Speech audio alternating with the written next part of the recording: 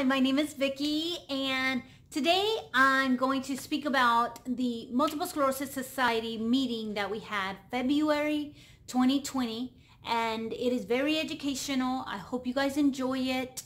If you like videos like this, such as multiple sclerosis talks and multiple sclerosis resources and information and things I've done to overcome multiple sclerosis symptoms, please don't forget to subscribe, like, and share. And if you want to leave a comment on the bottom, I love to interact with my viewers. So you guys have a wonderful day, and I hope you guys enjoy. Let's get started. All right, so relationship matters, and it was held on this day. This is the flyer we received in the mail to invite us to this meeting, and it was held at Baylor Scott and White Institute of Rehabilitation in Frisco. I want to just thank them because they did supply the room and also the food from what the Multiple Sclerosis Society informed us of. So kudos to them and shout outs to them.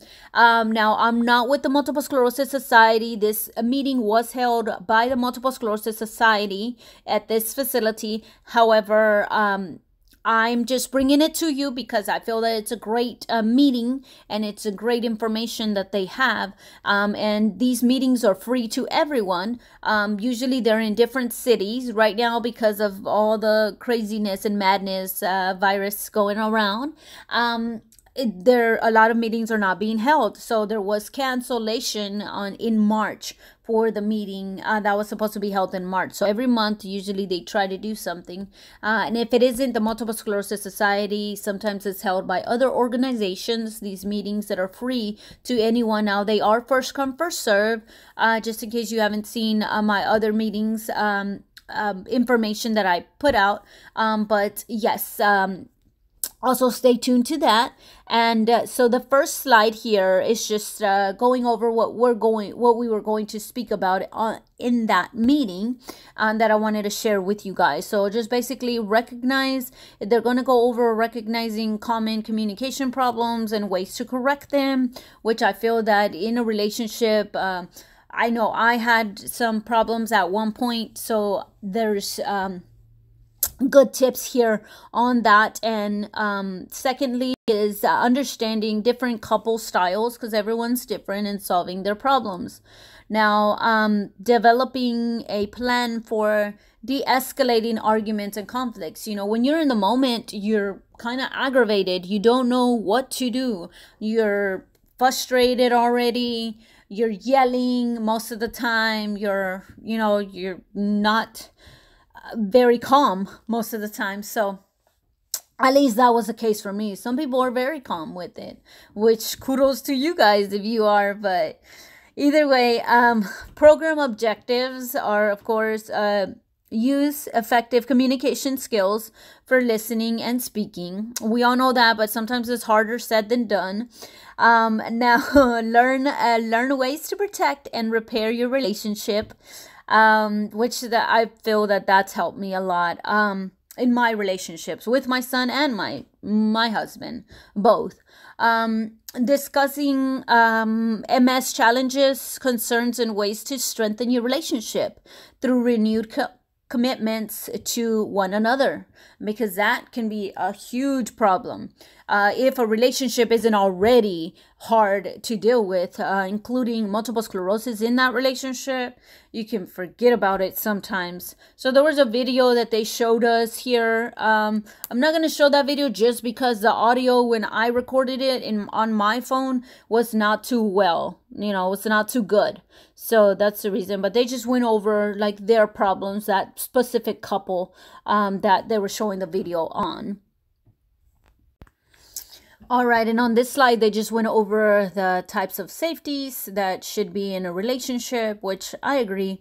Physical safety is always a priority for everyone. I don't feel anyone should be harmed, whether it be a male or a female. Sometimes it goes both ways. The female is violent or the male is violent, and that shouldn't be the case in anything. At least that's my opinion.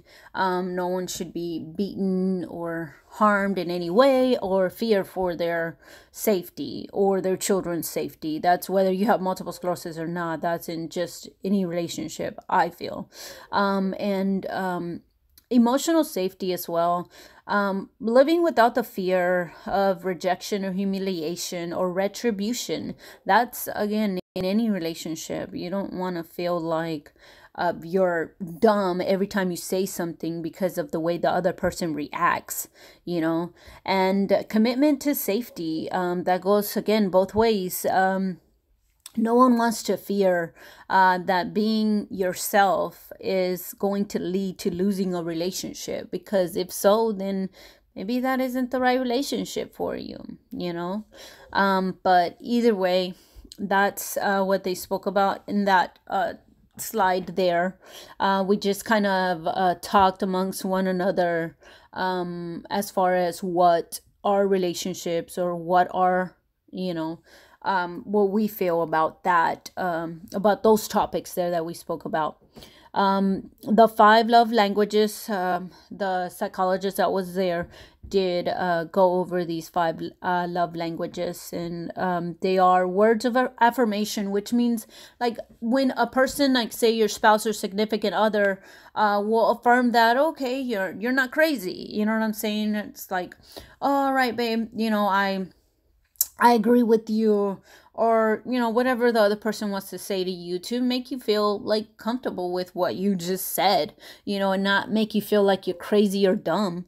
And then second one is quality of time. So spending time with one another, period. That's watering your relationship.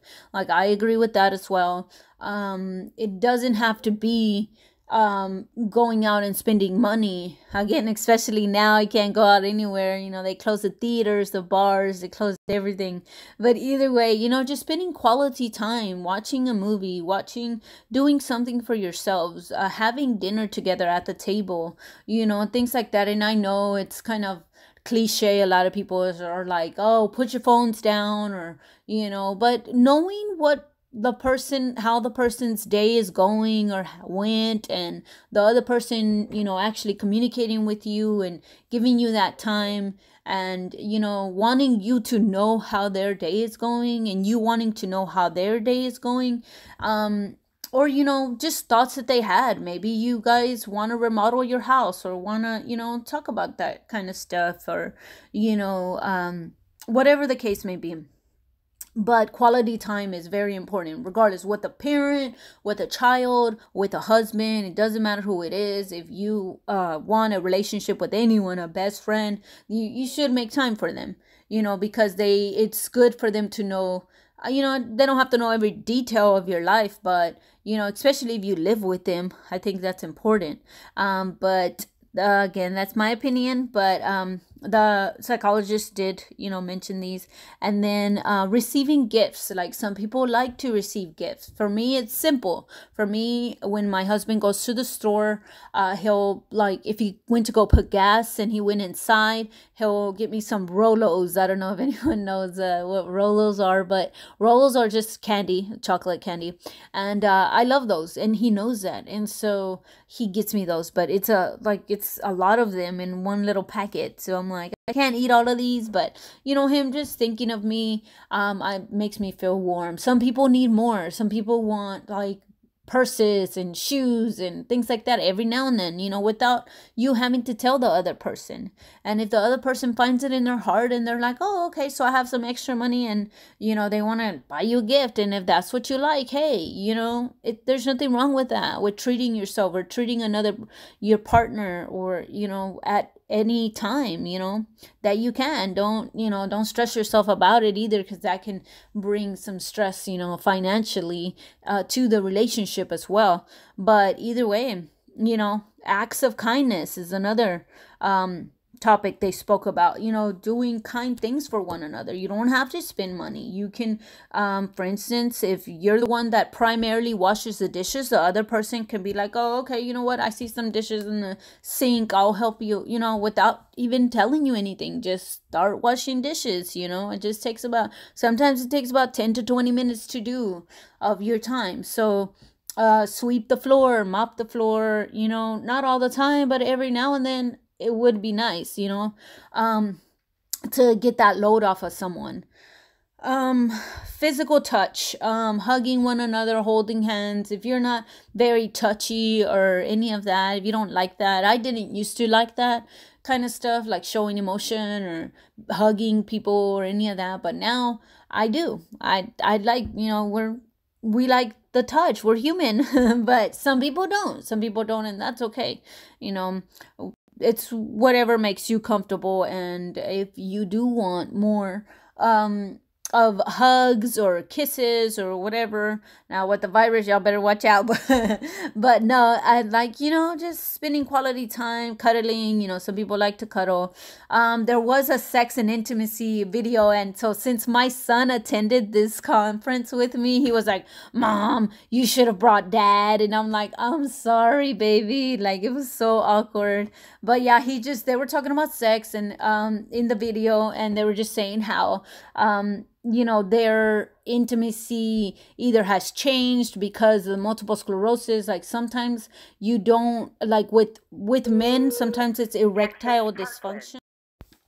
Now, there can be a lot of intimacy and sex related issues when it comes to multiple sclerosis. So it is a very important topic, I feel, because if you cannot feel anything, like in your private part, like whether you're male or female, like for me, honestly, TMI here, but when I was first diagnosed 14 years ago, for about 2 months, I wasn't able to feel any sensation when I was having intercourse. And to me, I was kind of like, what's happening? I didn't know if that sensation was going to come back or not.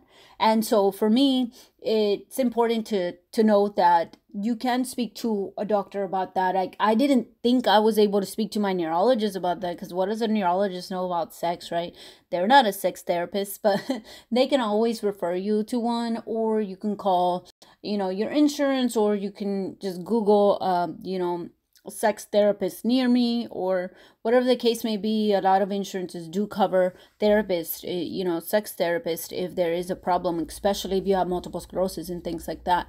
So it's a medical condition that affects that area of our lives, and I feel that that's something that should be addressed if it is a problem.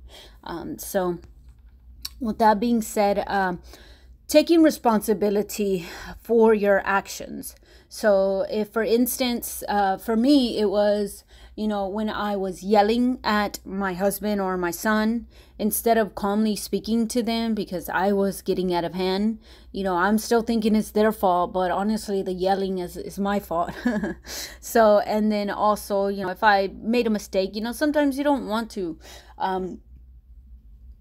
acknowledge your mistakes. So acknowledging that you were wrong at times, not always, but at times. And that goes both ways, because anyone that's in a relationship, that goes for anyone, not just one person or the other. Now, making a relationship a priority can be a problem for some, just because there's work, there's kids, there's family, other family, like mom, dad. You got to take care of them sometimes. Whatever the situation may be, it can be hard to make time for yourself. And then sometimes you feel guilty. I felt guilty before, like I'm a bad parent because I'm leaving my son and going on to a dinner date with my husband, and then once I'm at the dinner date, can I make good wise decisions about my date? Like, instead of being on my phone, can I ask him questions? And it goes both ways, because he could be on the phone, and then I'm like, well, this was a waste of time.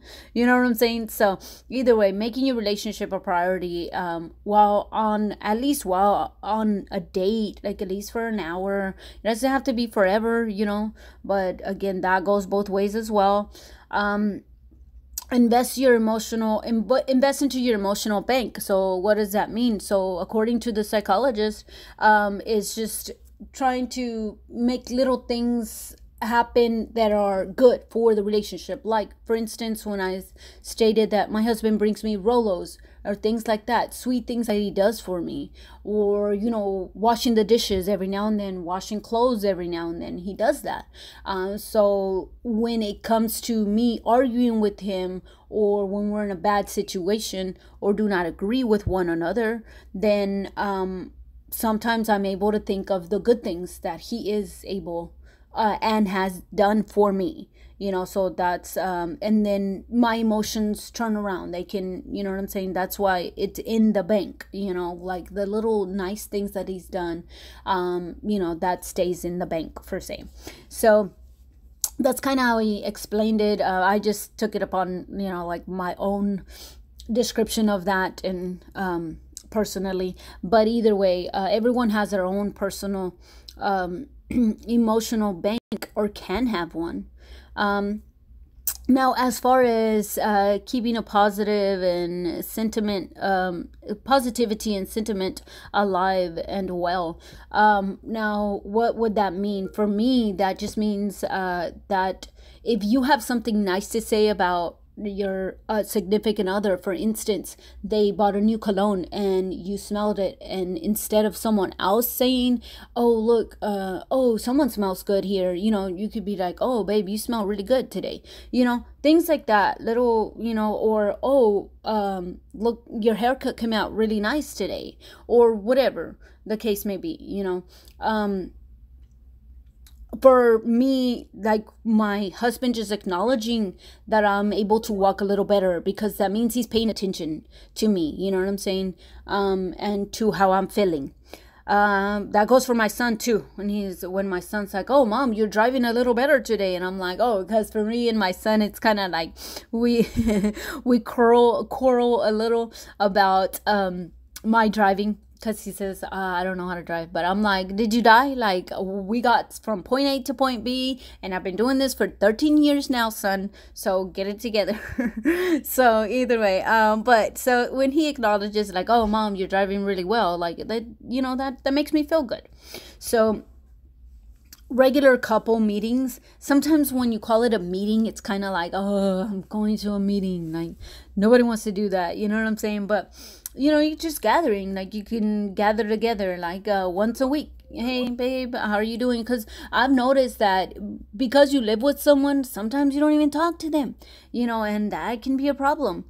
Date night, of course, setting up date night at least once a month, trying to get that in. Again, that can be hard at times, but going to the park by yourself, going on a walk by yourself, if you can't do date night, will really make a difference. MS in a relationship, that was just a little video speaking about, like, the topics I just mentioned, like, because you can't walk right, sometimes you're aggravated, so that can bring tension to the relationship. Whatever aggravates you, and with or without multiple sclerosis being a factor in it, can also bring tension into the relationship, just like financial issues that you may have because of medications that you need to take because of multiple sclerosis, and your insurance isn't paying, whatever, MS has a way of creeping up into your life, period. So it will definitely can come into play a factor into a relationship as well. Talk about your upcoming day, little things that may be concerning you about the upcoming day. Like if you have a conference or a meeting or something to go to, you can speak about that, very briefly, just so that you guys can interact and communicate with one another. It's kind of what the psychologist had said in the meeting.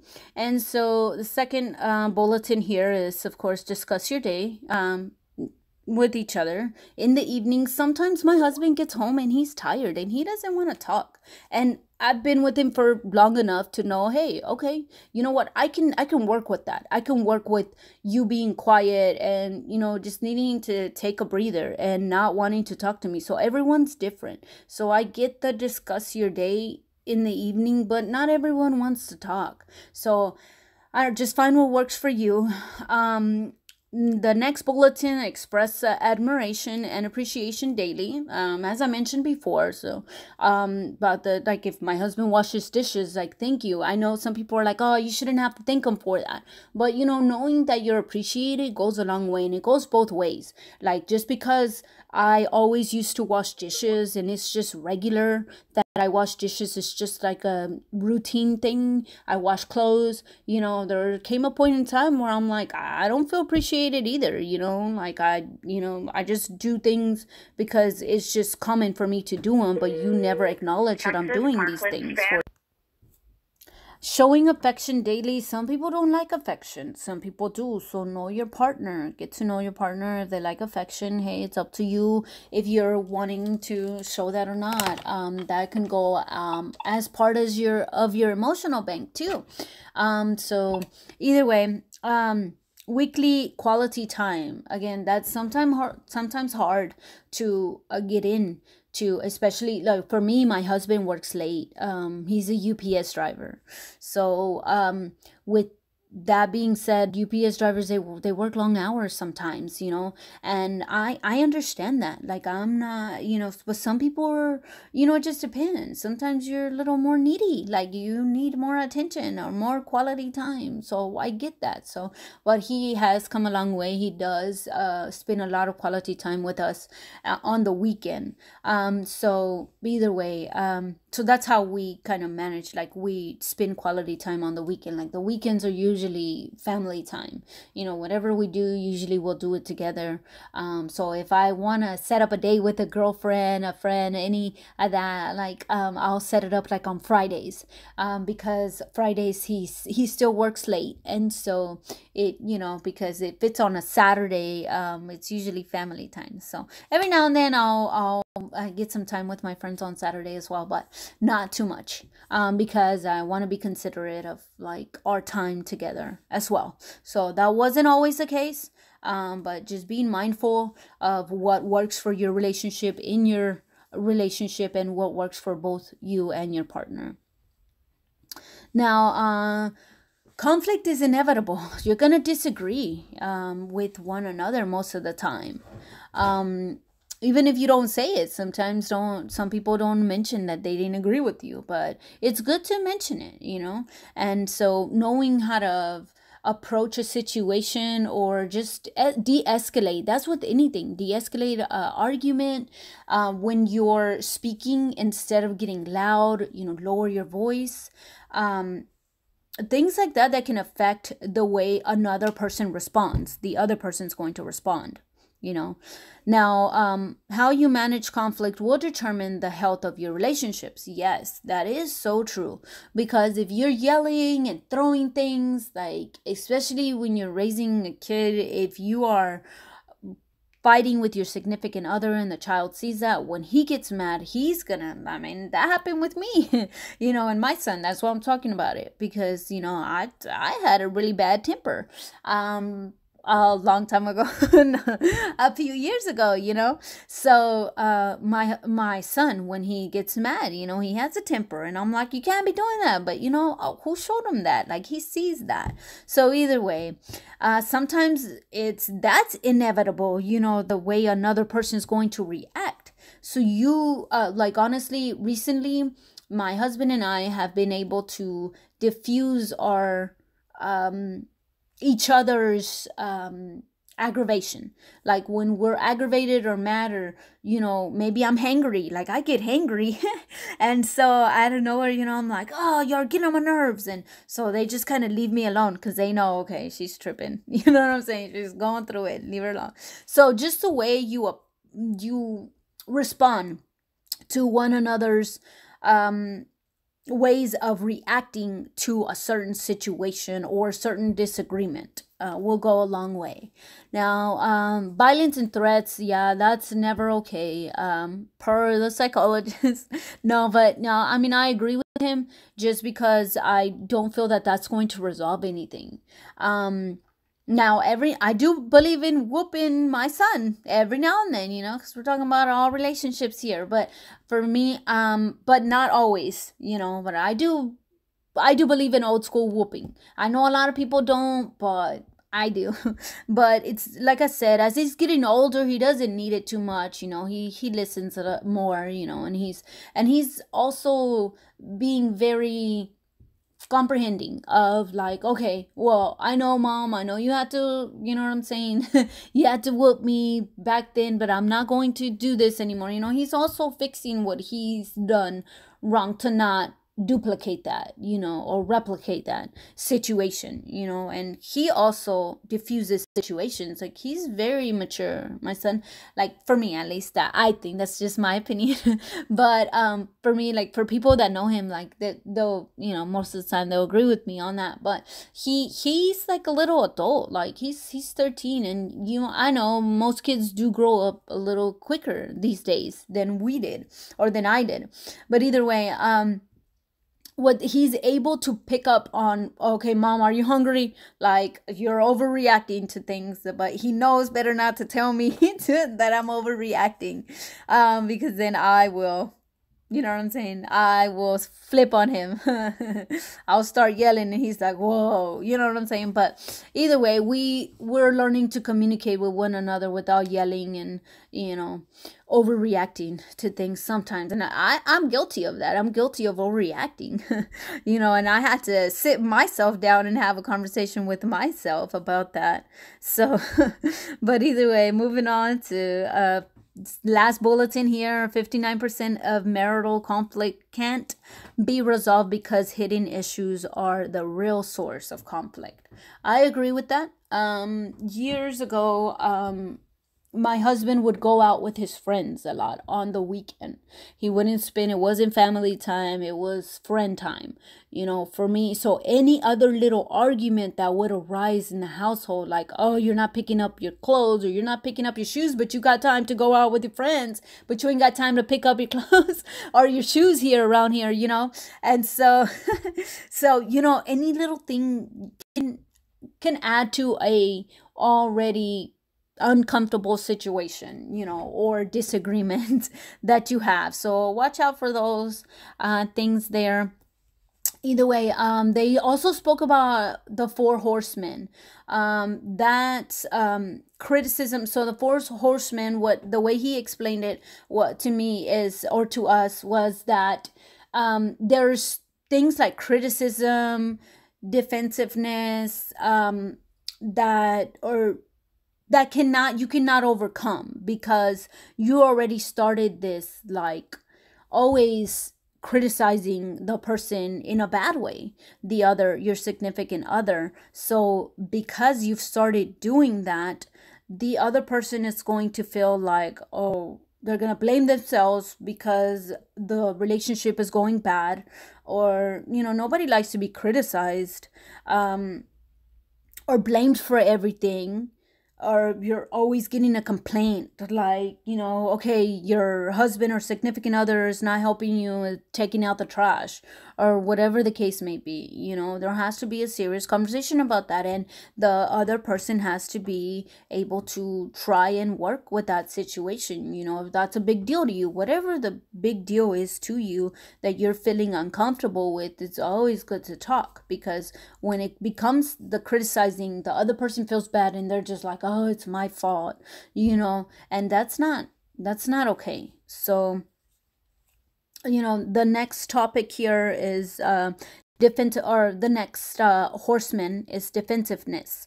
So when someone becomes criticized a lot, then they become defensive, like trying to explain their actions. Well, I'm just overreacting because you're not taking out the trash. It's been since I've met you. The first year was good. You would take out the trash, and I don't know what's going on. You're not taking out the trash. That's just an example. So that's why I'm overreacting. And then now you're saying that I'm just yelling at you, and now you're not even listening to me. So the other person starts explaining themselves, and like on a defensive note, and that's also not okay. So the third horseman is contempt. So, this occurs when one person acts superior or takes the moral high ground. It is often accompanied by belligerence, insults, and or put-downs. This may be expressed non-verbally, eye-rolling, smirking, etc. This increases fighting in times of discouragement or conflict and is considered the most powerful predictor of divorce. Well, yeah, when someone's already starting to roll your eyes and undermine you and doesn't even care what you're saying, it's kind of like you're a joke to them. That's how I would take it. So that's not good for any relationship, I don't feel. Calling names, name calling, cursing at one another, that can't be, good for any relationship. I don't know, that's just my opinion. But the antidote is to create a culture of appreciation and acceptance in your relationship, which is what I was talking about earlier. As far as, if one of the person in the relationship, wash the dishes or takes out the trash, thank you, thank them, let them know they're appreciated right when the act is done, or right when you know of the act being done, the good act, like the washing dishes or sweeping or whatever, anything that's minor, that may be minor to someone, but just let that person know that they are appreciated. And when they say something like that you feel is pretty cool, you're like, hey, that was awesome, whatever the case may be, But also, of course, treat your partner with the same dignity and respect you would treat a client or customer. To me, I feel like you should treat the other person as you would want to be treated. I don't know. That's just my personal advice. This is what the renowned specialist was. This is what I'm showing you from the renowned specialist. But of course, practice humility. I agree with that one. So just little skills that they're giving you is I statements, active listening, self-soothing, de-escalating techniques, repair attempts, challenge faulty beliefs. So what are repair attempts? Maybe like try to laugh instead of fight, de-escalate. But sometimes it's hard because you're already angry. So please try to find what works for you and your relationship. The fourth horseman is stonewalling.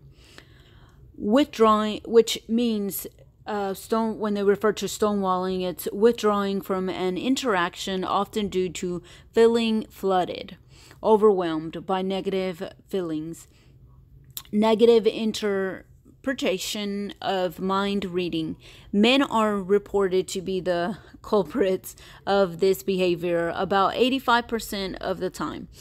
It is an attempt to flee the interaction, sometimes due to criticizing, a way of shutting down emotionally, which is really sad to me. And that can happen in men and women. I know a lot of women that do that as well. So I know that this is what the study said, or what the